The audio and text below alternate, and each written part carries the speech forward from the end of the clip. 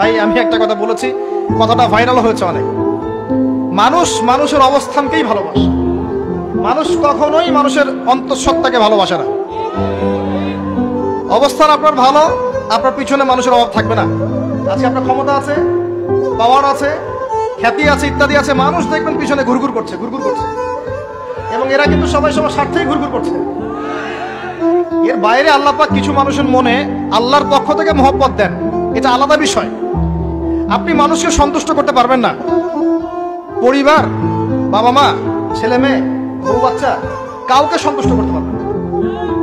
100% আপনি কাউকে সন্তুষ্ট করতে পারবেন না। সারা জীবন করে যাবেন, আপনার বিরুদ্ধে অভিযোগ থেকেই যাবে। শুধু আল্লাহ রাব্বুল আলামিন অপেক্ষা করে বসে আছেন, আপনি কখন তওবা করে তার দিকে ফিরে আসবেন।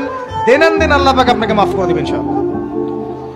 আল্লাহ পাক বলেছেন, শুনেন, ইল্লা মান তাবা, যে অনেক গুনাহ করেছে, শিরক করেছে, জিনা করেছে, মদ খেয়েছে, বিদআত করেছে, হারাম খেয়েছে, আল্লাহ পাকের অবাধ্য হয়েছে, নামাজ পড়ে নাই, যাকাত দেয় না, ইত্যাদি ইত্যাদি অনেক অন্যায় করেছে।